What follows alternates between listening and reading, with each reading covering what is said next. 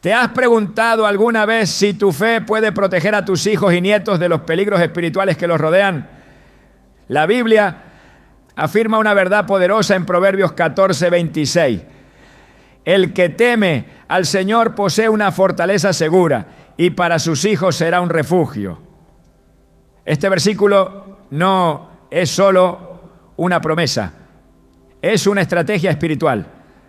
Tu relación con Dios puede ser un escudo de protección para tus generaciones.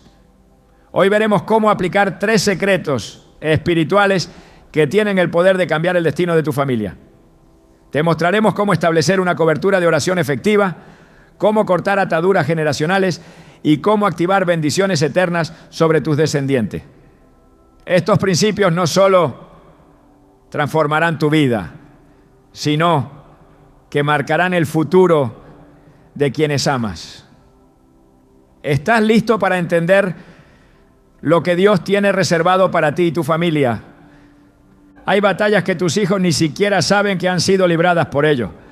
Hay peligros que han pasado de largo no por suerte ni por coincidencia, sino porque tú, quizás sin saberlo, has levantado un muro invisible que los protege. Ese muro se llama fe. Una fe viva, activa y persistente, que aunque a veces no lo sientas, está trabajando a favor de tu descendencia. La palabra de Dios lo declara sin ambigüedades en Proverbios 14:26. En el temor del Señor está la fuerte confianza y esperanza tendrán sus hijos. Es decir, que el simple hecho de que tú honres a Dios con tu vida crea un refugio seguro para tus generaciones. Una cobertura que no se ve, pero que resiste ataques, desvía peligros y sostiene a quienes todavía están creciendo en medio de un mundo cada vez más hostil. Muchas veces los padres y abuelos cargan con la angustia de ver a sus hijos apartarse del camino, confundidos, atrapados en decisiones que los alejan de la voluntad de Dios. Se preguntan qué más pueden hacer. Lloran, se frustran, oran con desesperación. Pero la Escritura ofrece una verdad que consuela y desafía al mismo tiempo. Tu caminar con Dios tiene repercusiones eternas en la vida de los tuyos. No es una teoría, es una realidad espiritual. Así lo muestra la historia de Noé.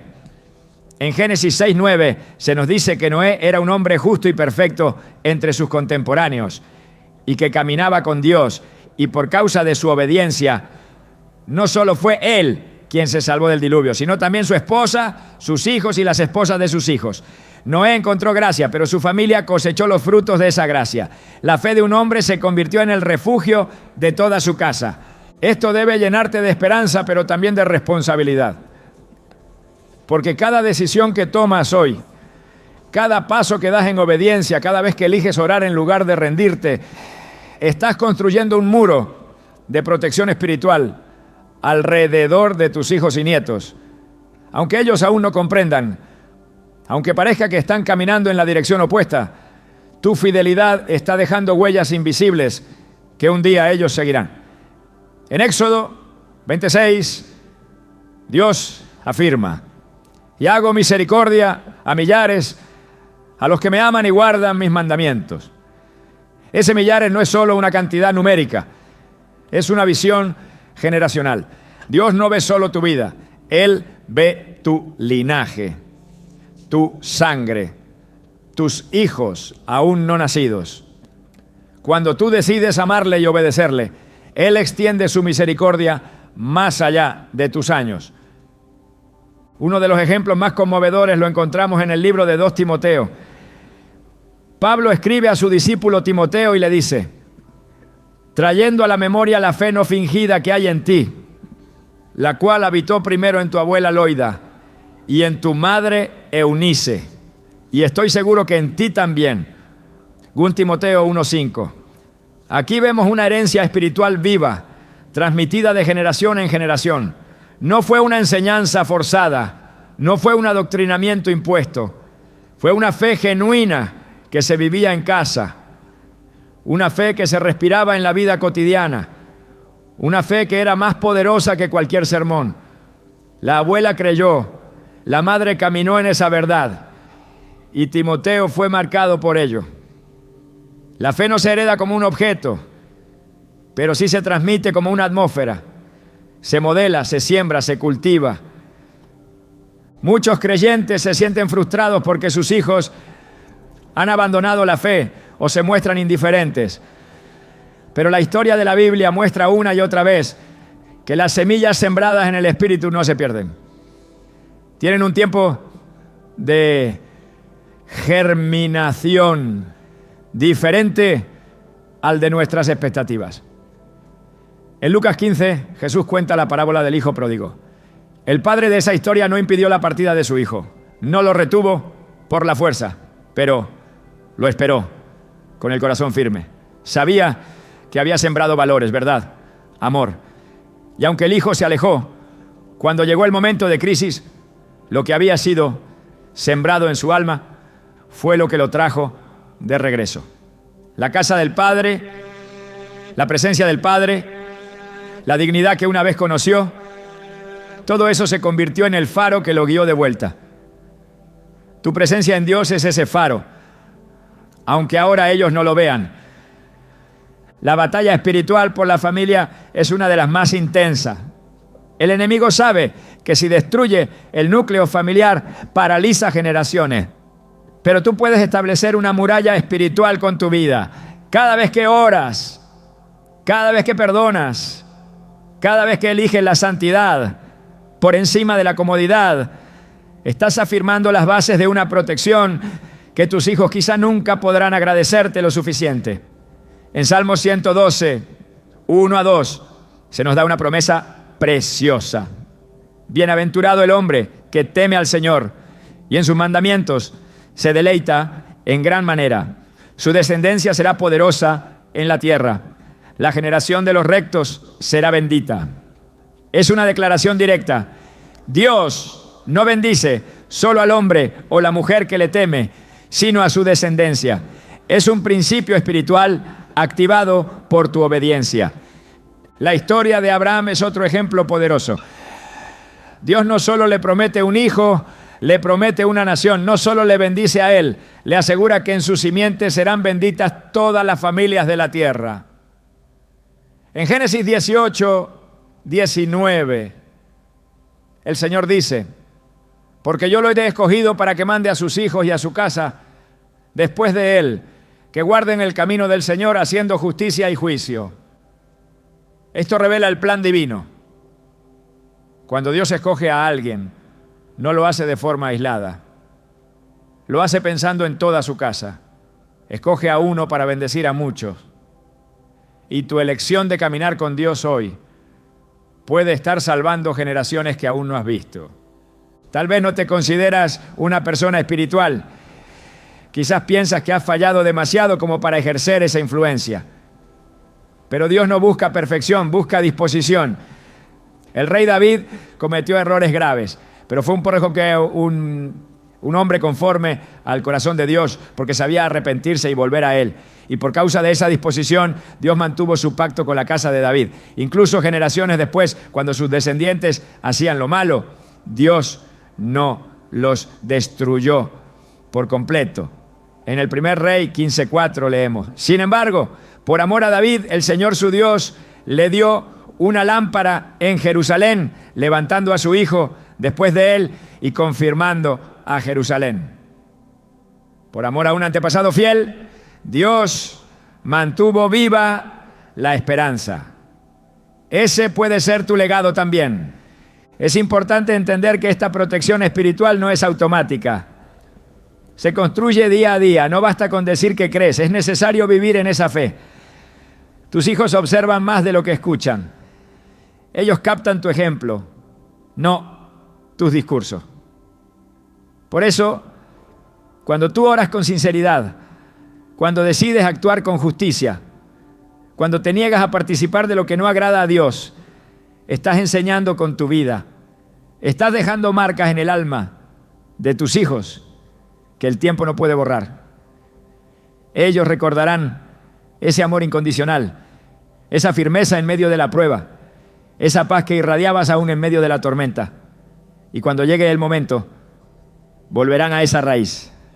Jesús mismo expresó este principio en Juan 17, cuando oró no solo por sus discípulos, sino por todos los que creerían por medio de su palabra. Él sabía que las decisiones de un hombre o una mujer con propósito pueden afectar a miles. Tu vida en Cristo no es solo para ti, es para todos los que vendrán después. Es una cadena de fe que no se rompe si tú decides mantenerla viva. En Hechos 16:31, Pablo le dice al carcelero de Filipos: cree en el Señor Jesucristo y serás salvo, tú y tu casa. Esa promesa aún sigue en pie. Dios honra la fe de los padres con salvación para sus hogares. En un mundo que se desmorona moralmente, donde la confusión reina, tú puedes ser ese faro, esa torre de oración, ese bastión de fe que tus hijos y nietos necesitan. Aun si hoy parece que están lejos, aun si no muestran interés, no subestimes el poder de lo que estás sembrando en lo invisible. Como dice Gálatas 6:9, no nos cansemos pues de hacer bien, porque a su tiempo segaremos si no desmayamos. No todo fruto nace de inmediato. Algunos requieren años de oración, lágrimas, silencios y perseverancia. Pero si te mantienes fiel, verás a tus generaciones regresar al camino. Y si alguna vez te preguntas si vale la pena tanto esfuerzo, tanto clamor en soledad, tanto sembrar sin ver, recuerda que cada altar que levantas hoy puede ser el lugar donde tus nietos encuentren a Dios mañana. Cada página de la Biblia que marcas con tus oraciones puede ser la misma que sus ojos leerán en un momento de desesperación. Cada noche que los cubres con bendiciones, aunque ellos no lo sepan, queda registrada en el cielo. Nunca olvides que tu fe no termina en ti. Es un legado, es una armadura, es un refugio, es una llama que Dios ha encendido en ti para que nunca se apague en tu linaje. Aunque no veas el fruto todavía, Él está obrando. Aunque tus hijos no oren contigo, hoy, un día lo harán por ti. Aunque tus nietos no entiendan tu entrega, un día darán gracias por ella. Y cuando ese día llegue, sabrás que cada segundo que pasaste en obediencia no fue en vano, porque Dios honra a quienes le honran y extiende su fidelidad a 1000 generaciones. Cuando un padre o una madre ora por su hijo, no solo está pronunciando palabras, está tocando el corazón mismo de Dios. La oración intercesora tiene un poder que trasciende el tiempo, los errores cometidos y la distancia espiritual. En el reino de lo invisible, la oración actúa como una red que alcanza a aquellos que aún no pueden ver el peligro, como una voz que clama por misericordia, incluso cuando el otro no la busca. La Biblia deja esto claro desde sus primeros libros. En Job 1:5 se relata cómo Job ofrecía holocaustos por sus hijos continuamente, diciendo: quizá mis hijos habrán pecado y maldecido a Dios en sus corazones. Y añade, esto lo hacía todos los días. Job entendía que su oración tenía el poder de cubrir y redimir espiritualmente a sus hijos, aun sin que ellos lo supieran. Esta es una verdad espiritual que no ha cambiado. La oración del justo tiene una eficacia que no se detiene ante la rebeldía, la incredulidad o la indiferencia. En Santiago 5:16 se declara: la oración eficaz del justo puede mucho. Esta declaración no está sujeta a emociones ni a resultados inmediatos. No dice que la oración eficaz se ve en el momento o se mide por lo visible. Dice que puede mucho. Significa que actúa en niveles que la vista humana no alcanza. Cuando una madre intercede por su hijo, está soltando palabras que Dios recoge como incienso. Apocalipsis 5:8 revela una imagen poderosa. Las oraciones de los santos están delante del trono de Dios en copas de oro. No se pierden, no se evaporan, no se olvidan. Cada oración lanzada desde el dolor, la esperanza o la fe es almacenada ante el Rey eterno y Su respuesta llega en el momento exacto, con la precisión divina que sobrepasa toda lógica humana. La oración intercesora por los hijos no es una súplica débil ni una expresión emocional. Es una declaración de guerra contra las fuerzas espirituales que buscan su ruina. En Efesios 6:12 se afirma: porque no tenemos lucha contra sangre y carne, sino contra principados, contra potestades, contra los gobernadores de las tinieblas de este siglo, contra huestes espirituales de maldad en las regiones celestes. Cada vez que un padre se arrodilla y menciona el nombre de su hijo delante de Dios, está confrontando esas tinieblas con la luz del cielo. Está marcando territorio. Está diciendo: este alma no le pertenece al enemigo. Esta vida está siendo reclamada para el reino. Y esa declaración tiene eco en el cielo. La intercesión cambia atmósferas. En el libro de Éxodo, cuando el pueblo de Israel se rebeló y Dios quiso destruirlo, Moisés se interpuso en oración. En Éxodo 32, 11 a 14, Moisés le recuerda a Dios su promesa, su misericordia, su pacto. Y el versículo 14 declara que Dios cambió de parecer y no destruyó al pueblo.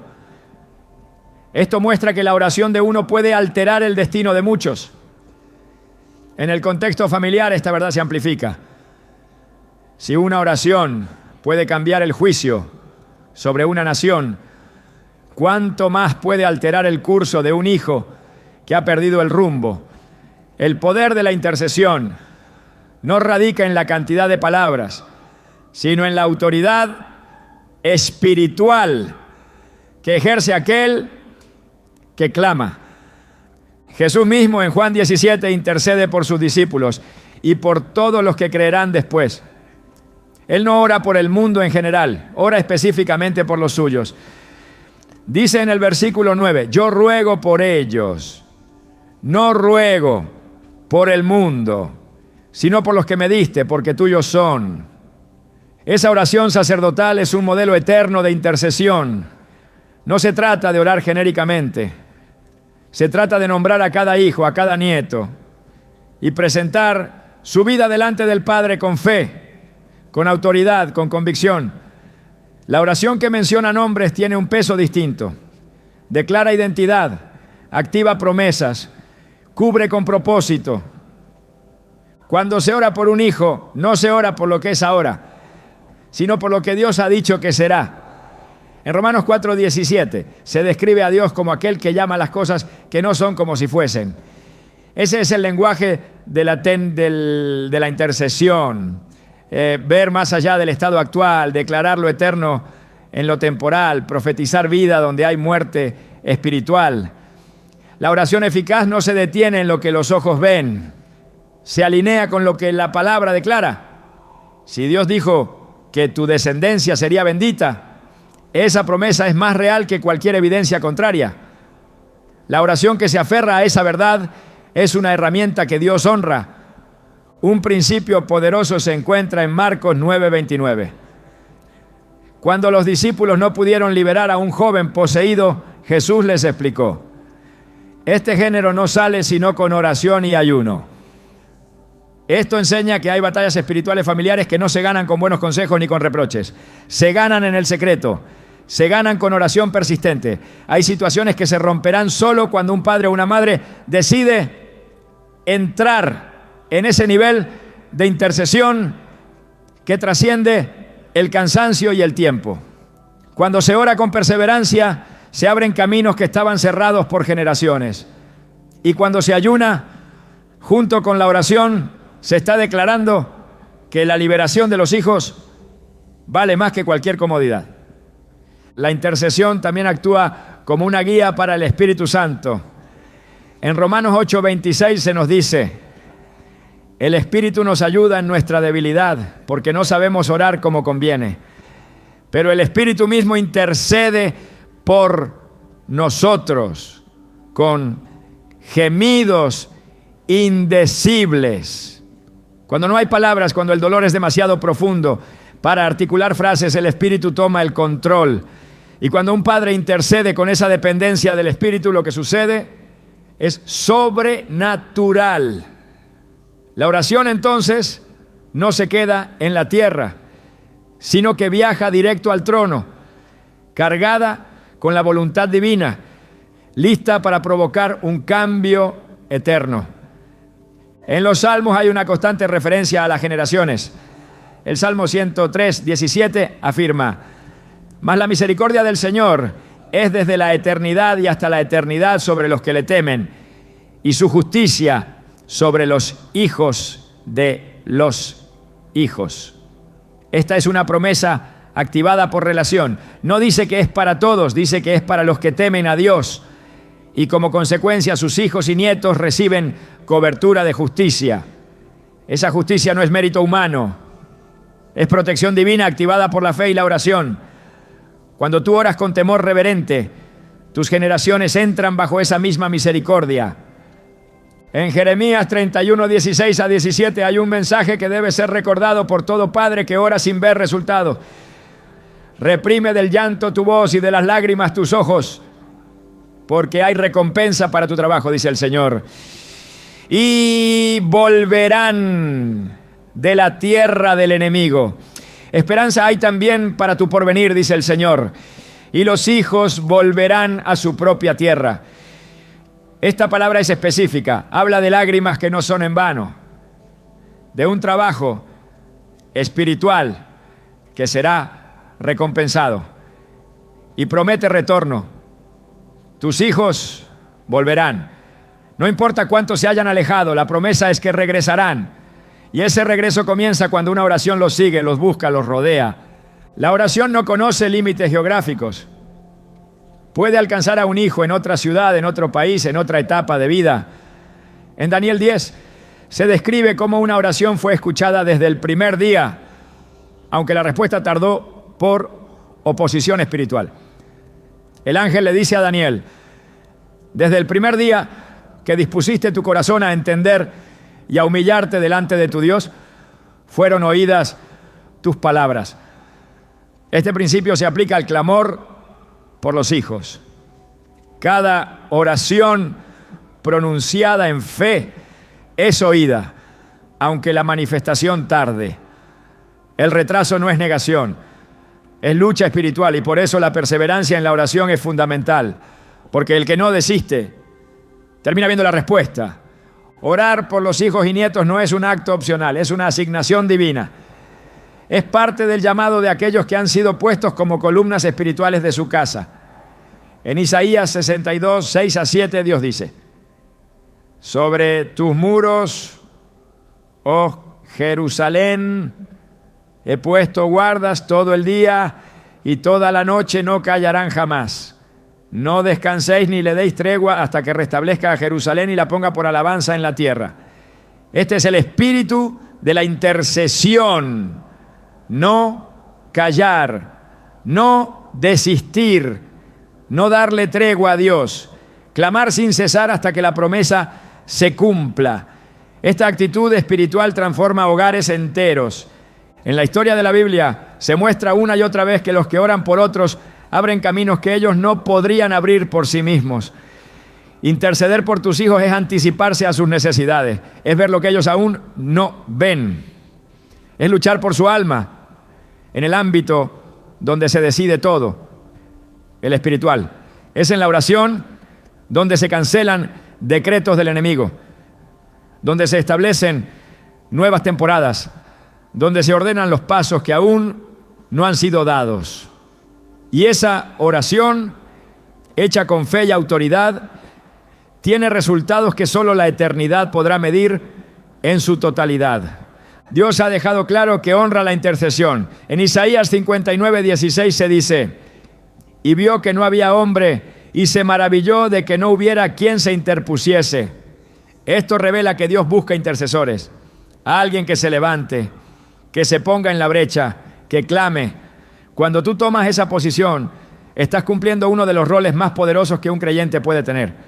No importa si tus hijos no oran, no importa si tus nietos no creen. Si tú estás orando, hay una brecha abierta. Y mientras esa brecha esté ocupada, la misericordia de Dios seguirá fluyendo. La intercesión no es una reacción al problema, es una preparación para el milagro. Orar por los tuyos antes de que se pierdan, antes de que enfermen, antes de que se alejen, es sembrar salvación anticipada, es construir un camino de regreso, aunque ellos no lo sepan. Y cuando el momento llegue, ese camino estará listo, porque fue trazado con oración, con fe, con lágrimas y con perseverancia. Así como el incienso nunca deja de subir, tu oración nunca dejará de tener efecto. Aunque no lo veas aún, está obrando. Aunque no haya señales, el cielo está actuando. Aunque todo parezca en contra, Dios sigue escuchando. Porque la oración de un justo, de un padre, de una madre que se niega a rendirse, es una de las armas más poderosas del reino de los cielos. Y no hay oscuridad que pueda resistirla.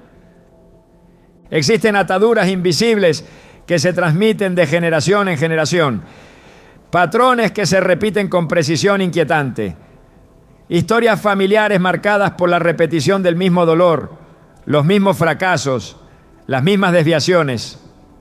Lo que muchos ven como simple coincidencia o genética emocional en el plano espiritual es señal de una influencia persistente.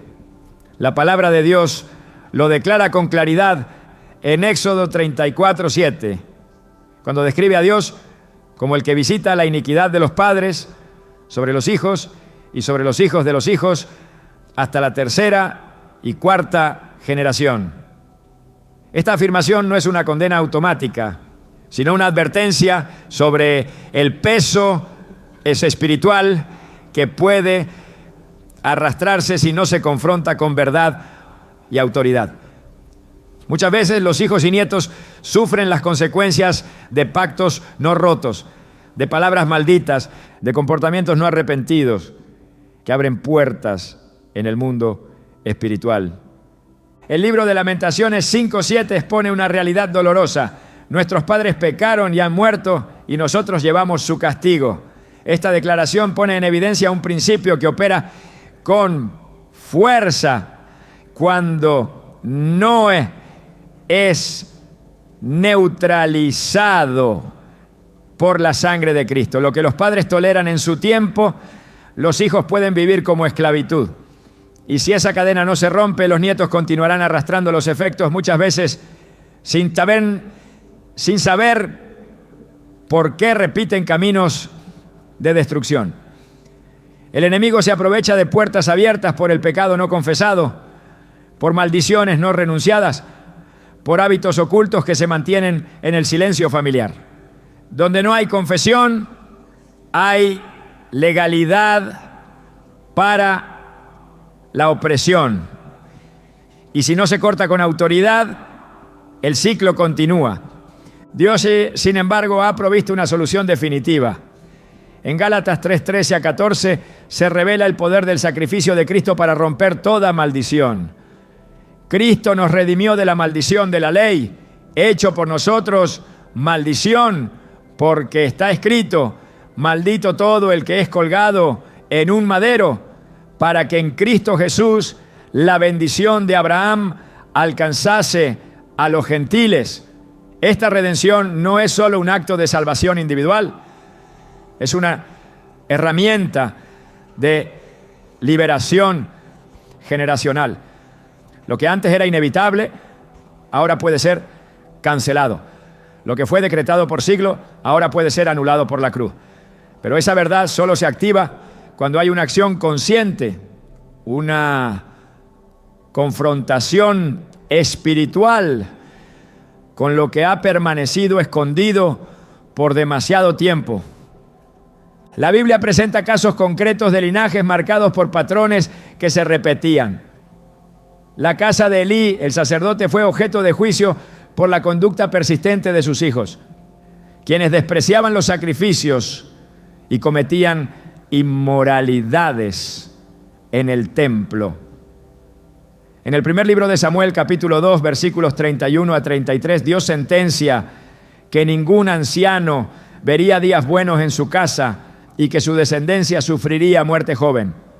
Esta no fue una acción impulsiva, fue el resultado de un patrón no confrontado, de una actitud permisiva frente al pecado. Lo que Elí no corrigió, sus hijos heredaron, y lo que no fue confrontado se convirtió en juicio. Este principio sigue vigente. Lo que no se corta con decisión se transmite con fuerza. Cuando se habla de maldiciones generacionales, no se trata de superstición ni de condena inevitable. Se trata de reconocer que en el ámbito espiritual existen principios legales. Así como hay promesas que se heredan, también hay consecuencias que se transmiten. En Números 14:18 se reafirma que Dios es lento para la ira, grande en misericordia, pero que no tendrá por inocente al culpable, y que visita la maldad de los padres sobre los hijos hasta la tercera y cuarta generación. La misericordia divina siempre ofrece salida, pero el primer paso es identificar el patrón. El dolor que se repite, el fracaso que se hereda, la adicción que regresa, la incredulidad que marca la casa, todo eso son señales que no deben ser ignoradas. Una vez reconocida la existencia de un ciclo destructivo, el siguiente paso es usar la autoridad que Cristo ha entregado. En Lucas 10:19 Jesús declara: «He aquí os doy potestad de hollar serpientes y escorpiones y sobre toda fuerza del enemigo, y nada os dañará». Esta autoridad no es teórica, es activa. Con ella se pueden romper vínculos, cancelar pactos, cerrar puertas.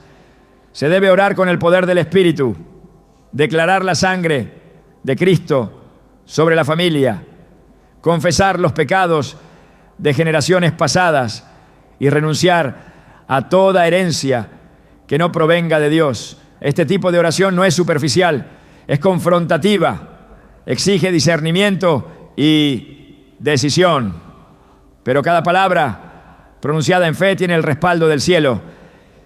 El profeta Daniel ofrece un ejemplo contundente de intercesión generacional. En Daniel 9:4-5, él clama diciendo: «Oh Señor, Dios grande y temible, que guarda el pacto y la misericordia con los que le aman.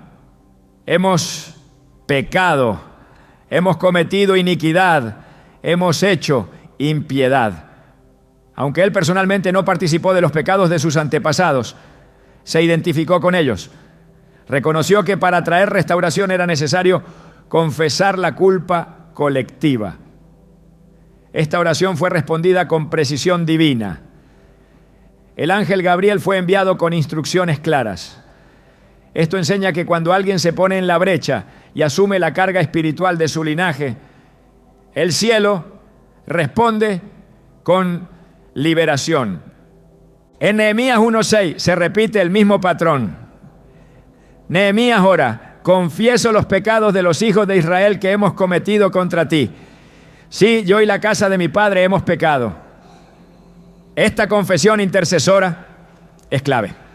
El líder reconoce el pecado heredado, lo presenta delante de Dios, y desde esa posición inicia la restauración de una ciudad entera. Esto confirma que el destino de una familia puede cambiar cuando uno decide cortar con el ciclo de pecado. No se trata de asumir culpa ajena, se trata de interceder con conciencia espiritual, de ejercer la posición que Dios da a aquellos que desean ver su linaje restaurado.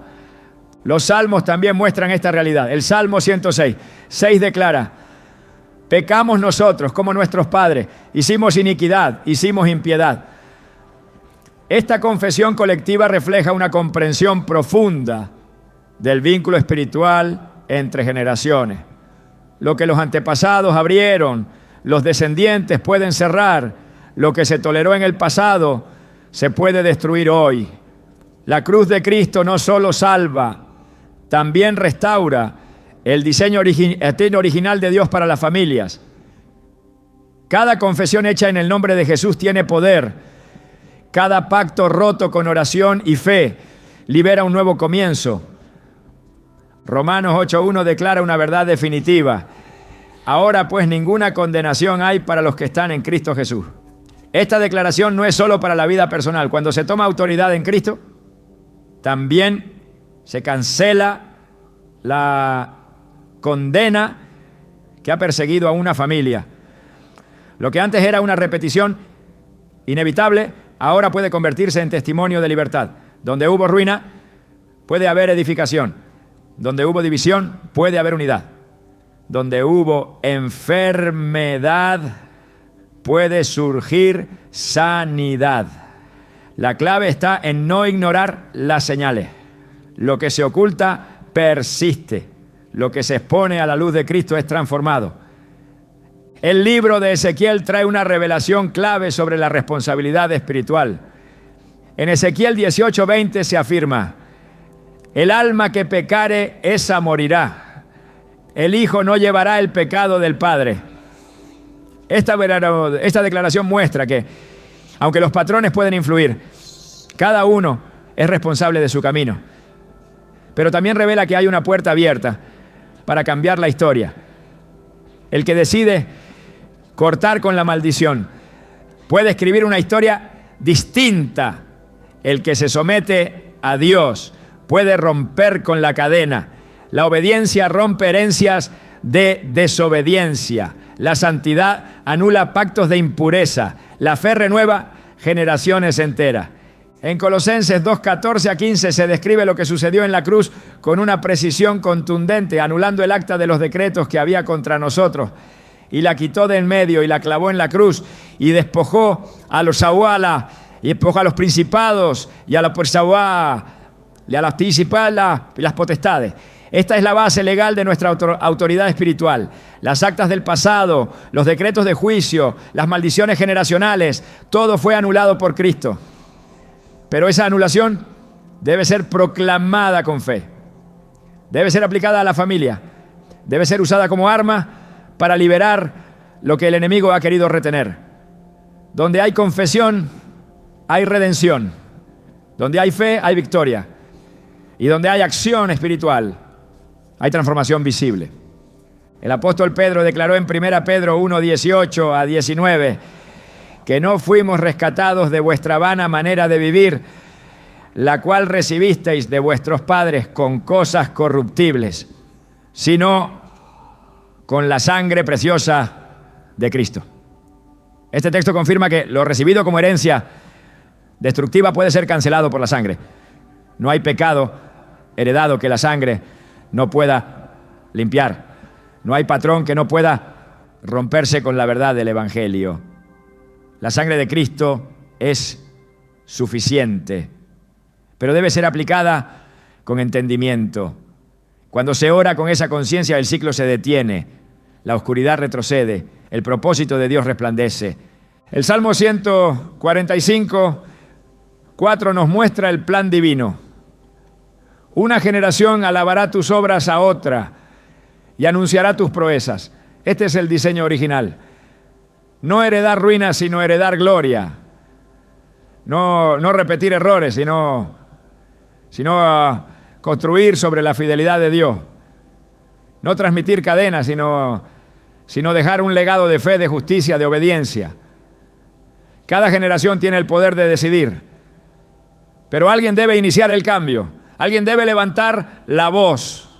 Alguien debe romper lo que nadie antes se atrevió a confrontar. Y cuando eso sucede, el cielo responde con honra, con restauración y con dirección clara. Dios no deja en oscuridad a quienes desean liberar su linaje.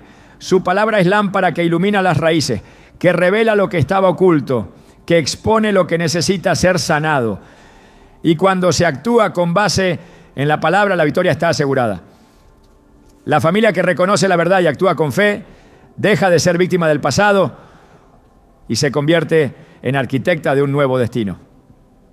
Porque en Cristo toda maldición puede ser reemplazada por una bendición eterna. Hay una dimensión del mundo espiritual que muchos ignoran y por tanto no aprovechan. No se trata solo de evitar el mal o romper ataduras, sino de activar realidades divinas que están dormidas, esperando que alguien con fe las despierte. Dios ha preparado herencias espirituales específicas para cada familia, legados de bendición, de propósito, de favor. Pero esas herencias no se manifiestan automáticamente. Necesitan ser reclamadas, afirmadas, invocadas, con entendimiento. En Efesios 1:3 está escrito: bendito sea el Dios y Padre de nuestro Señor Jesucristo, que nos bendijo con toda bendición espiritual en los lugares celestiales en Cristo. Esa declaración no habla en futuro, habla en pasado. La bendición ya fue dada, solo necesita ser activada. Muchos viven debajo de la provisión espiritual asignada a su linaje porque nadie antes se atrevió a creer que existía algo más. Pero el diseño de Dios no es mezquino. Él no llamó a sus hijos a sobrevivir espiritualmente, sino a caminar en la plenitud de lo que ha sido prometido desde antes de la fundación del mundo. La historia de Isaac en Génesis 26 confirma esta verdad. Cuando hubo hambre en la tierra, todos huyeron, pero Dios le indicó a Isaac que se quedara. En obediencia, sembró en tierra seca y cosechó 100 por 1, no porque las condiciones fueran favorables, sino porque había una promesa que lo respaldaba, una herencia que había recibido por ser hijo de Abraham. La tierra respondió, no a su habilidad, sino a la palabra que ya estaba sobre su vida. Esto es exactamente lo que sucede cuando alguien entiende que su familia tiene una asignación divina. La bendición no depende de las circunstancias, sino de la palabra que ha sido declarada. Cada familia tiene una identidad espiritual. No todos han sido llamados a lo mismo, pero todos han sido llamados a algo. En el 1 Pedro 2:9 se declara que somos linaje escogido, real sacerdocio, nación santa, pueblo adquirido por Dios. Esa no es una definición abstracta, es una descripción precisa de una herencia espiritual colectiva. Cuando los padres comienzan a caminar en esa identidad, las generaciones que siguen se alinean sin saberlo. La atmósfera espiritual cambia. Se abren puertas que antes estaban cerradas. Se despiertan dones dormidas, se activan llamados que estaban en espera, porque cada paso de obediencia de una generación es una señal para la siguiente. Y cuando una generación entiende que ha sido bendecida para bendecir, comienza un efecto en cadena que no se detiene. El apóstol Pablo lo explica con claridad en Romanos 8:17. Y si hijos, también herederos, herederos de Dios y coherederos con Cristo. Ser coheredero implica compartir la herencia, acceder a lo mismo que el primogénito, caminar bajo los mismos derechos espirituales. Esta no es una verdad simbólica, es legal, es efectiva, y cuando se toma con seriedad, cambia por completo la manera en que se vive la fe. No se ora con temor, se ora con certeza. No se clama como mendigos, se proclama como hijos. No se espera resignación, se espera cumplimiento. Porque la herencia en Cristo no se negocia, se activa con fe. Dios no solo quiere salvar familias, quiere establecer legados. En Deuteronomio 6:6-7 da instrucciones precisas. Y estas palabras que yo te mando hoy estarán sobre tu corazón y las repetirás a tus hijos. Y hablarás de ellas, estando en tu casa y andando por el camino, al acostarte y cuando te levantes. Este mandato tiene una profundidad espiritual inmensa. No se trata solo de enseñar, sino de impregnar cada momento cotidiano con palabra viva, de crear una atmósfera donde la herencia de fe no se predica únicamente, sino que se respira. Cuando esto ocurre, los hijos no solo reciben información, reciben impartición. Y lo que se siembra como convicción germina como propósito. Hay promesas específicas en la Escritura que están dirigidas a los descendientes de los justos. Salmo 112:2 lo afirma. Su descendencia será poderosa en la tierra. La generación de los rectos será bendita. No se trata de una aspiración idealista, es un principio divino. La vida de los padres que caminan en rectitud deja una marca visible en el destino de los hijos. La bendición no es abstracta, es tangible. Se manifiesta en decisiones sabias, en protección sobrenatural, en puertas abiertas que no se explican humanamente. Porque cuando una promesa de Dios es activada sobre una familia, todo el entorno comienza a responder. El profeta Isaías declara en el capítulo 59, versículo 21, y este será mi pacto con ellos, dice el Señor, el espíritu mío que está sobre ti y mis palabras que puse en tu boca, no faltarán de tu boca, ni de la boca de tu descendencia. Esto describe una continuidad espiritual que no depende del esfuerzo humano, sino de la fidelidad del pacto divino. Dios quiere que lo que comenzó contigo no se detenga, que el fuego que se encendió en tu altar no se apague con tu generación, y que lo que has sembrado con oración, con renuncia, con fidelidad, se multiplique en tus hijos y nietos, no por azar, sino por pacto. Es posible que muchos hayan crecido en entornos donde no se habló de Dios, donde no hubo modelo espiritual. Pero el linaje no comienza con quienes te precedieron, comienza con quien se rinde a Dios. En Cristo todo es hecho nuevo. El linaje espiritual no es el que te fue dado por la carne, sino el que tú decides establecer con tu obediencia. El segundo libro de Corintios 5:17 lo declara con fuerza. De modo que si alguno está en Cristo, nueva criatura es. Las cosas viejas pasaron, todas son hechas nuevas. Cuando tú decides caminar en esa verdad, la historia de tu familia cambia. Lo que antes parecía imposible se vuelve inevitable. Porque donde antes había ausencia, ahora hay dirección. Donde había orfandad, ahora hay adopción. Donde había caos, ahora hay propósito. Activar la herencia espiritual es también enseñar a tus hijos a reconocer su identidad en Dios. No basta con orar por ello, es necesario guiarlos a descubrir que han sido llamados con nombre y propósito. En Jeremías 1:5, Dios dice: antes que te formase en el vientre te conocí, y antes que nacieses te santifiqué. Esta verdad no es exclusiva para profetas del Antiguo Testamento. Es una declaración que sigue vigente. Cada hijo tiene un llamado preordenado. Cada nieto carga con un destino divino que espera ser activado. La tarea del que ha sido despertado espiritualmente es transmitir esa visión, no desde la presión, sino desde la afirmación constante.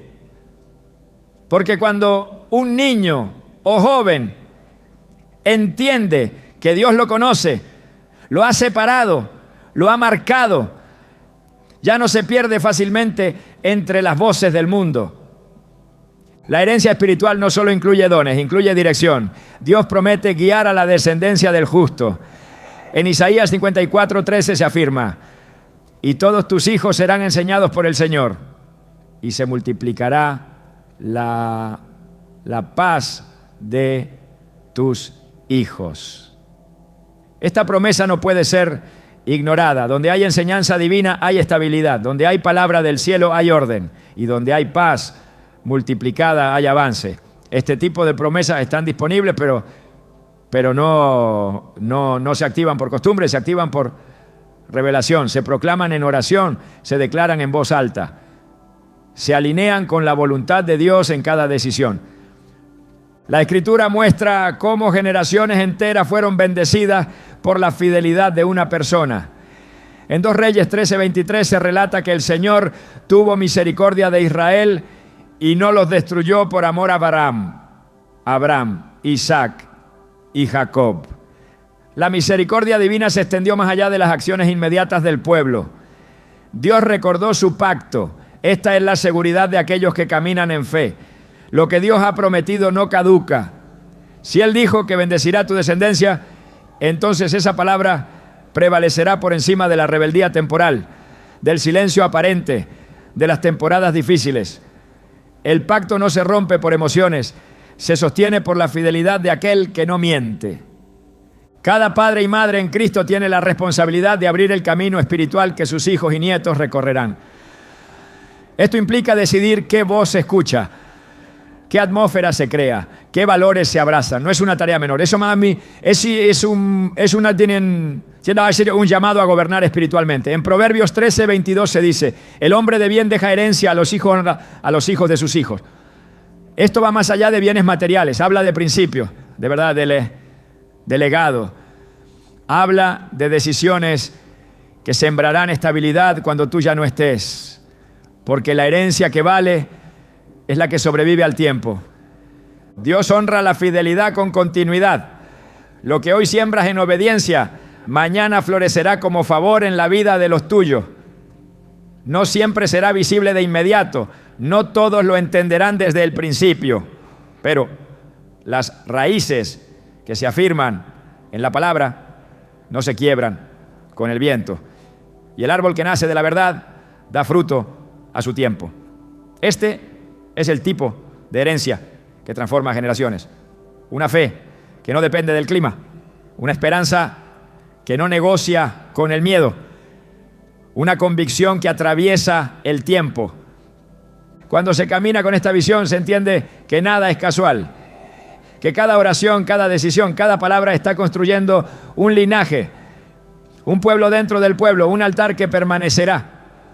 Porque las promesas de Dios no son efímeras, son eternas. Y la familia que las abraza, que las proclama, que las vive, se convierte en una señal viva de que el reino de los cielos se extiende a través de las generaciones. Esta es la voluntad de Dios. Que tu casa sea conocida no por lo que tiene, sino por lo que transporta. Que tus hijos sean recordados no por su éxito, sino por su propósito. Que tus nietos no hereden confusión, sino una identidad clara, anclada en la verdad que tú has decidido abrazar hoy. La influencia espiritual no siempre se manifiesta con palabras ni con gestos visibles. Hay una fuerza profunda y constante que opera a través del ejemplo, una luz silenciosa que guía sin hablar. La vida del justo, vivida con coherencia, es más elocuente que cualquier sermón.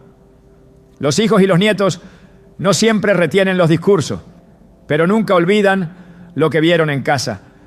La Biblia lo demuestra con precisión. En Proverbios 27, el justo camina en su integridad. Sus hijos son dichosos después de él. El testimonio no es solo un reflejo individual, es una semilla sembrada a largo plazo. Lo que se vive hoy se reproduce en los que observan. Una vida consagrada tiene un eco espiritual que trasciende generaciones. Cada acto de obediencia se convierte en una marca invisible que permanece. Cuando un padre se mantiene fiel incluso en lo oculto, está modelando el camino. Cuando una madre decide actuar con justicia, aunque nadie la vea, está enseñando a sus hijos que la verdad no depende del aplauso. En Mateo 5:16, Jesús instruye: así alumbre vuestra luz delante de los hombres para que vean vuestras buenas obras y glorifiquen a vuestro Padre que está en los cielos. Esta luz no se impone, se expone. Y al hacerlo marca. Un hijo puede resistirse a una enseñanza, pero no puede ignorar una vida. El testimonio es una siembra diaria, no es resultado de grandes gestos, sino de la constancia en lo sencillo. Cada vez que se elige perdonar en lugar de guardar rencor, cada vez que se responde con mansedumbre en lugar de ira, cada vez que se honra a Dios, aun cuando no hay recompensa inmediata, se está mostrando un modelo de vida que formará criterio en los hijos. El Salmo 101:2 contiene una declaración poderosa. En la integridad de mi corazón andaré en medio de mi casa. La casa es el primer altar. El hogar es el escenario donde se prueba la autenticidad de la fe. Allí, donde no hay público, es donde el testimonio se consolida o se desvanece. Una generación que ve fe vivida con integridad es una generación que aprende a temer a Dios sin manipulación. En Deuteronomio 4:9 se encuentra una advertencia clara. Por tanto, guárdate y guarda tu alma con diligencia, para que no te olvides de las cosas que tus ojos han visto, ni se aparten de tu corazón todos los días de tu vida. Antes bien, las enseñarás a tus hijos y a los hijos de tus hijos. La enseñanza más efectiva es aquella que nace del recuerdo de lo vivido. Y lo que los hijos ven en el comportamiento de sus padres permanece en su conciencia, incluso cuando se alejan. El corazón humano reconoce la verdad vivida, incluso si la rechaza temporalmente. Permanecer firme cuando todo alrededor parece desmoronarse es uno de los testimonios más poderosos. El que continúa buscando a Dios en medio del dolor está mostrando que su fe no es circunstancial. El que mantiene la esperanza cuando todo indica lo contrario está plantando en el alma de sus hijos la certeza de que Dios es real. Y esa semilla, sembrada en el terreno de la constancia, germinará cuando llegue el tiempo. En Hebreos 6:12 se nos exhorta a no ser perezosos, sino imitadores de aquellos que por la fe y la paciencia heredan las promesas. Lo que se hereda por observación transforma con más fuerza que lo que se impone por instrucción. Los hijos aprenden a escuchar a Dios cuando han visto a sus padres obedecerlo sin condiciones. Aprenden a confiar cuando han visto fe en medio de la incertidumbre. Aprenden a servir cuando han sido testigos de entrega desinteresada. El ejemplo forma el carácter. La coherencia espiritual forma el alma. En 1 Corintios 11:1, Pablo dice: sed imitadores de mí, así como yo de Cristo. Este tipo de afirmación solo puede hacerse cuando la vida y el mensaje son uno solo. Y ese es el llamado para quienes desean ver a sus generaciones caminar en la verdad. Dios no busca perfección en el testimonio, busca autenticidad. No se trata de no cometer errores, sino de vivir en verdad aun cuando se falla. El arrepentimiento sincero también forma parte del ejemplo. Cuando los hijos ven humildad, aprenden a restaurar. Cuando ven rectitud, aprenden a decidir. Cuando ven a alguien que permanece, aprenden a resistir. La vida que refleja el carácter de Cristo se convierte en un espejo que forma identidad. Y una identidad formada en la verdad es difícil de destruir. El poder silencioso del testimonio diario es una de las armas más subestimadas en la batalla espiritual por los hijos. Pero Dios la ha usado desde siempre para transformar generaciones. A través de ella los principios del reino se encarnan en lo cotidiano. Y cuando eso ocurre, el corazón de los hijos se inclina, incluso sin darse cuenta, hacia la luz. Porque el ejemplo, cuando es verdadero, tiene un poder que ni el tiempo ni la distancia pueden borrar. La neutralidad espiritual nunca ha sido una opción segura. En el reino de Dios, el terreno que no se conquista se pierde, y el espacio que no se llena de su presencia será inevitablemente ocupado por otra influencia.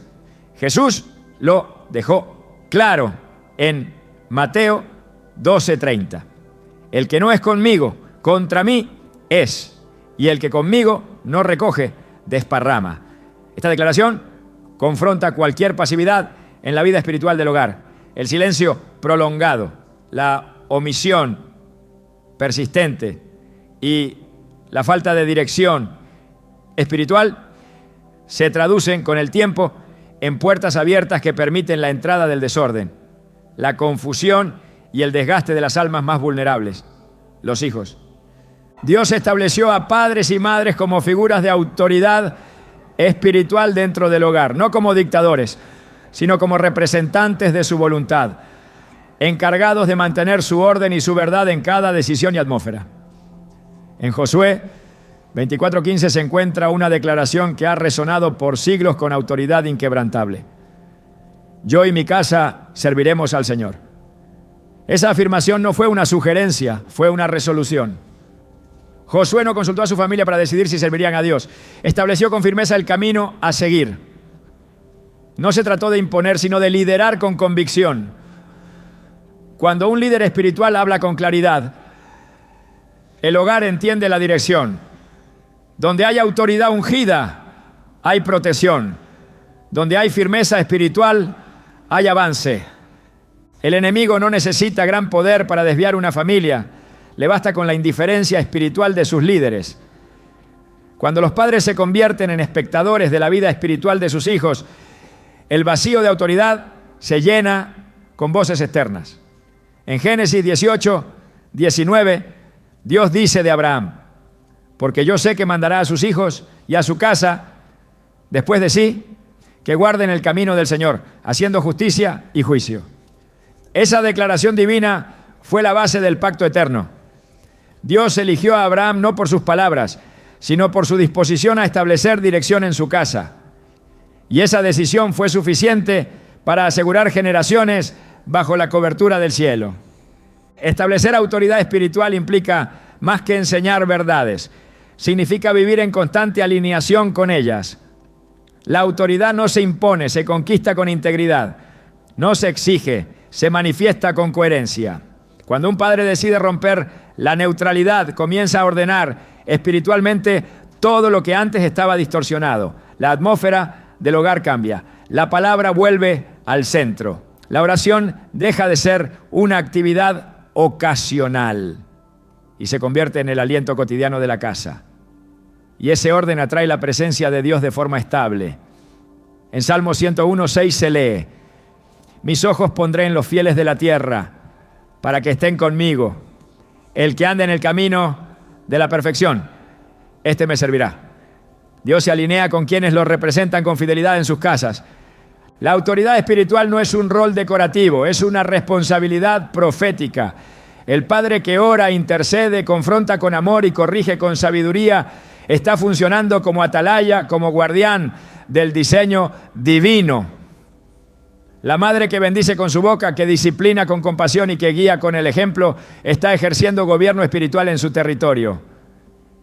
Esto no significa infalibilidad, sino disposición a mantenerse firme en medio del caos, a ser columna cuando todo alrededor tiembla, a declarar la palabra cuando los demás guardan silencio. Y cuando esto sucede, el cielo se manifiesta, porque donde hay gobierno del Espíritu hay libertad, hay sanidad, hay restauración, porque Dios honra a quienes se levantan a gobernar en su nombre. El cielo no se mueve por espectadores, sino por intercesores decididos a marcar el destino de sus generaciones con acciones eternas. No basta con desear un buen futuro para los hijos y nietos. Es necesario construirlo en lo invisible, con decisiones que trasciendan lo cotidiano. Dios no te ha entregado una familia para que observes cómo el enemigo los confunde, sino para que te levantes como un muro entre ellos y toda oscuridad. Porque tú no fuiste llamado a ser solo madre, solo padre, solo abuelo. Fuiste llamado a ser llave, intercesor, cobertura, herencia viviente del reino. Lo que hagas hoy en el secreto resonará mañana en la historia de los que amas. La salvación de tus generaciones no depende de sus méritos ni de sus errores, sino de cuán profundamente tú estés dispuesto a tomar tu lugar en el Espíritu. Hay oraciones que no solo cambian circunstancias, abren portales.